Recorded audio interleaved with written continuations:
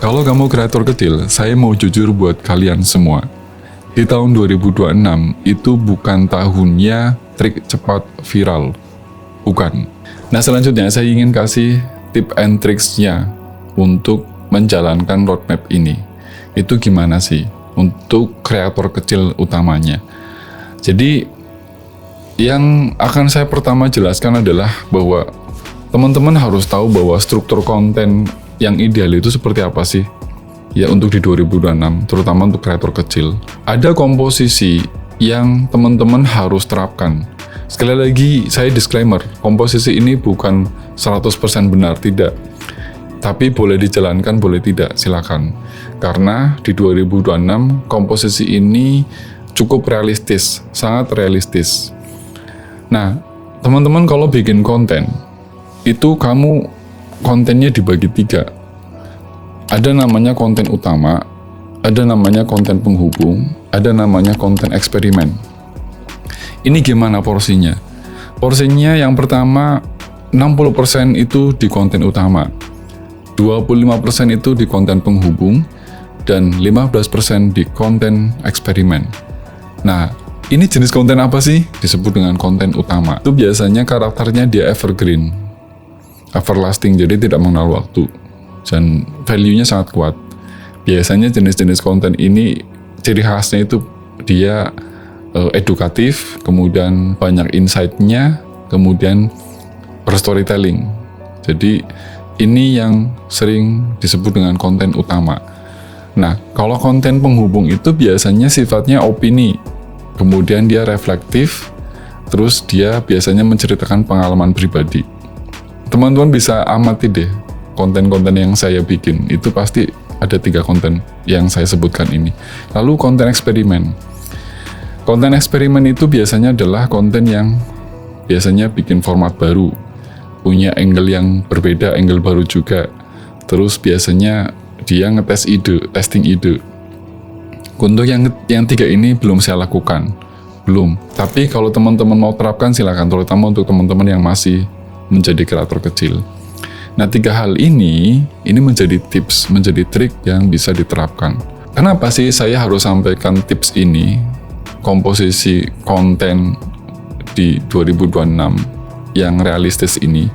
Karena sebetulnya masalah utama dari kreator kecil itu bukan kekurangan ide, bukan. Tapi dia ini terlalu random. Itu yang menjadi masalah. Saya percaya kok teman-teman kreator kecil di sana itu idenya luar biasa. Serius, saking luar biasanya akhirnya random. Jadi tidak terarah, dan itu kalau bisa dihindari. Tips yang kedua ini berkaitan dengan strategi upload yang sehat. Upload yang sehat itu gimana sih? Banyak dari kreator kecil, kreator-kreator pemula yang dia ngupload aja, itu bingung. Nah, sekaligus saya memberikan arahan, sekaligus saya berbagi, ya berbagilah, bukan arahan lah. Karena sebetulnya di 2026 itu, bukan lagi kreator yang uploadnya sebanyak mungkin, terus-menerus, tidak. Bukan itu. Tapi sebetulnya yang cukup realistis, dan ini bisa menjadi rekomendasi teman-teman, bahwa kamu di sana cukup bikin 1-2 video long term, yang itu diuploadnya per minggu. Lalu kamu bisa bikin video pendek, 3-4 video pendek, itu sebagai pendukung, video shortnya sebagai pendukung. Lalu yang harus kamu lakukan di sana, kamu melakukan namanya evaluasi di tiap 30 hari. Itu yang harus kamu terapkan, yang harus kamu lakukan. Strategi berikutnya ya, kamu harus bisa mengukur diri, harus bisa mengukur atau menilai konten kamu, harus bisa melihat prospek dari konten kamu. Nah, kamu punya namanya alat ukur. Alat ukur itu biasanya berkaitan dengan, pertama, kamu lihat retensi awal dari video yang kamu upload gimana. Terus kamu lihat komentarnya gimana ketika kamu ngupload video. Lalu yang ketiga itu, apakah penonton itu balik lagi ke video kamu? Itu adanya di YouTube Studio semua itu ada di YouTube Studio. Kamu bisa cek.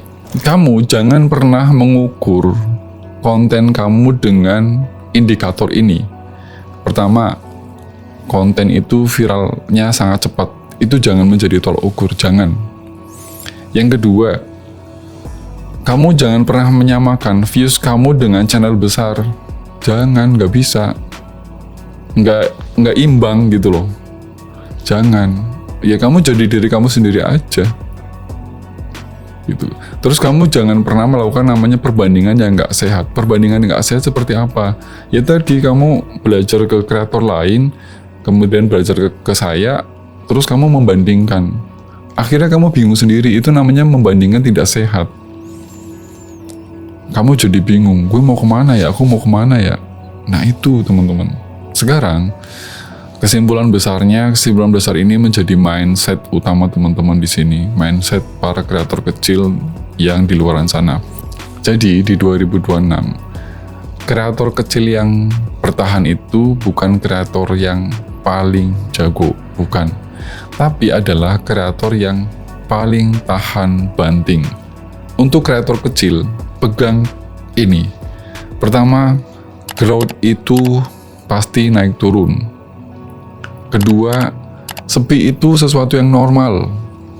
Ketiga, adaptasi itu adalah sebuah keharusan. Teman-teman tahu nggak sih kreator kecil yang menang itu karena apa sih? Yang karena ini, pertama, dia lebih fleksibel. Kedua, lebih dekat dengan penonton. Ketiga, kontennya lebih jujur dan relevan. Itu yang akan menang di 2026. Sekali lagi, roadmap yang saya jelaskan ini bukan saya menjanjikan untuk viral, tidak. Tapi ini adalah peta yang biar teman-teman itu paling nggak punya arah yang jelas di tahun 2026. Itu yang paling penting. Bukan hanya sekedar mengejar viral atau gimmick belaka, enggak. Tapi betul-betul di 2026 ini kamu punya arah yang jelas, punya tujuan yang jelas. Karena itu yang diinginkan oleh algoritma YouTube. Kalau kamu kreator kecil dan sampai detik ini kamu masih bertahan, itu berarti kamu cukup serius. Kamu bisa dibilang sangat serius. Dan itu merupakan langkah yang cukup besar untuk membuat kamu nanti lebih sukses, lebih bertumbuh, lebih berkembang, dan syukur-syukur kamu bisa cepat monetize-nya. Tulis di kolom komentar, saya kreator kecil, tapi saya serius. Dan kalau misalnya kamu mau lanjut ke video berikutnya, saya akan bahas di part berikutnya adalah kesalahan fatal yang dilakukan oleh kreator kecil di tahun 2026. Dan kalau misalnya video ini dirasa cukup bermanfaat, kamu bisa kasih like, kamu bisa share ke teman-teman kamu yang membutuhkan informasi ini, butuh lagi belajar tentang ini, silakan. Dan jangan lupa untuk subscribe, aktifkan lonceng notifikasinya supaya kamu tidak ketinggalan dengan tip dan triks serta motivasi-motivasi lain yang saya berikan di channel ini. Terima kasih semuanya, salam vlog.